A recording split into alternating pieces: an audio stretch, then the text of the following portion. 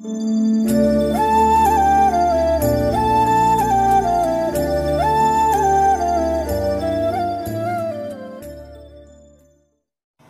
Guys, welcome back to lucky Nari YouTube channel అండి. అందరికీ నమస్కారం.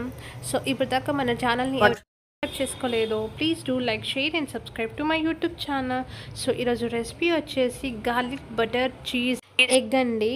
సో చాలా టేస్టీ అండ్ డెలిషియస్గా ఉంటుంది రెసిపీ. ఏమాత్రం ఆలస్యం లేకుండా మనం టాపిక్లోకి వెళ్ళిపోదాం. Let's get start. సో నేను ఫస్ట్ ఒక బౌల్ తీసుకున్నానండి. ఆ బౌల్లోకి ఎగ్స్ అన్నీ పగలగొట్టి వేసుకుంటున్నాను. అయితే ఒక 5 ఎగ్స్ తీసుకుంటున్నానండి. సో మీకు ఎన్ని కావాలంటే అన్ని ఎగ్స్ తీసుకోండి. చూసాం కదా, ఇప్పుడు నేను దీంట్లోకి చిల్లీ ఫ్లేక్స్ యాడ్ చేసుకుంటున్నానండి. చూసారు కదా, సో చిల్లీ ఫ్లేక్స్ అలాగే బ్లాక్ పెప్పర్ యాడ్ చేసుకుంటున్నాను. అలాగే మిక్స్ టేస్టీ స్నాపెక్స్ కూడా తీసుకుంటున్నానండి. సో దాన్ని కూడా యాడ్ చేసుకొని ఒకసారి మంచిగా మనము మిక్స్ చేద్దాము. టేస్టీ స్నాపెక్స్ మీ దగ్గర ఉంటే వేసుకోండి, లేకపోతే లేదు స్కిప్ చేసేయండి. సో ఇప్పుడు మనం దాన్ని మంచిగా కలిపేద్దాము.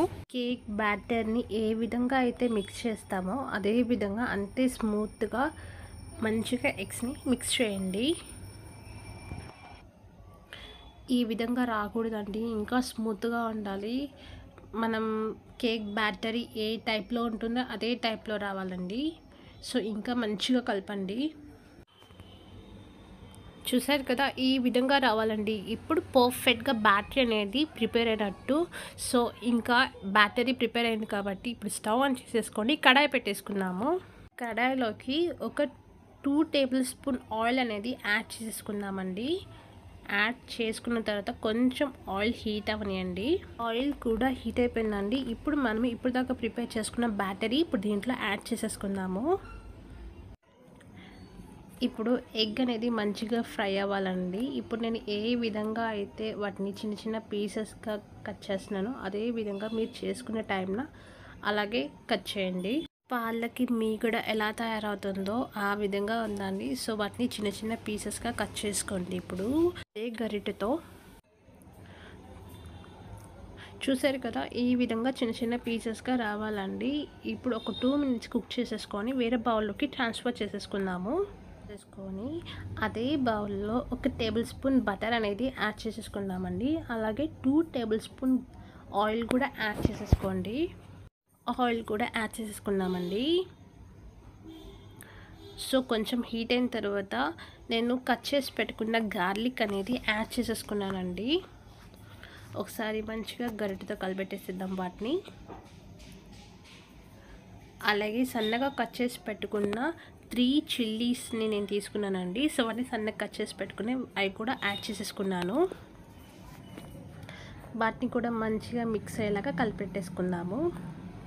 అలాగే ఇప్పుడు నేను సన్నగా కట్ చేసి పెట్టుకున్న ఆనియన్స్ని కూడా యాడ్ చేసేసుకుంటున్నానండి. సో ఎంత వీలైతే అంత సన్నగా కట్ చేసి పెట్టుకోండి.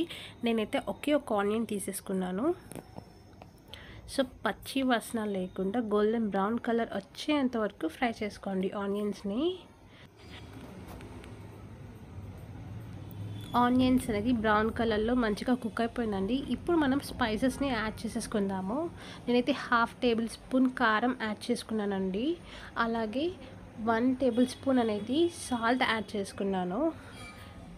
పసుపు అనేది మీకు ఆప్షనల్ అండి, కంపల్సరీ ఏం కాదు. పసుపు కావాలి అనుకున్న వాళ్ళు వేసుకోవచ్చు, లేకపోతే లేదు.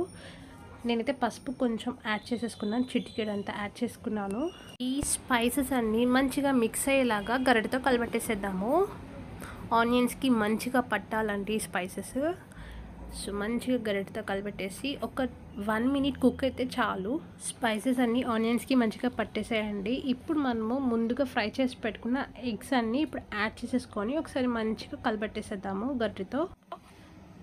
సో మంచిగా మిక్స్ అయిపోయిందండి. ఇప్పుడు దీంట్లోకి నేను 1.5 కప్ అనేది మిల్క్ యాడ్ చేసుకుంటున్నాను.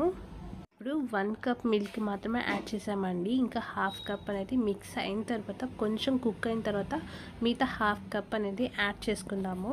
నేను మిల్క్ వచ్చేసి 150 ml తీసుకున్నానండి. మంచిగా కుక్ అయిపోయిందండి. దీంట్లోకి కట్ చేసి పెట్టుకున్న కరివేపాకు అలాగే కొత్తిమీర యాడ్ చేసేసుకుందాము. సో యాడ్ చేసుకున్న తర్వాత ఒకసారి మంచిగా గరిటెతో కలిపెట్టేసిద్దామండి. ఇంకా చెప్పాను కదండి హాఫ్ కప్ పాలు యాడ్ చేసుకోవాలని చెప్పేసి, అవి కూడా యాడ్ చేసేసుకున్నాను. యాడ్ చేసుకున్న తర్వాత ఒకసారి మంచిగా గరిటెతో కలిపెట్టేసానండి.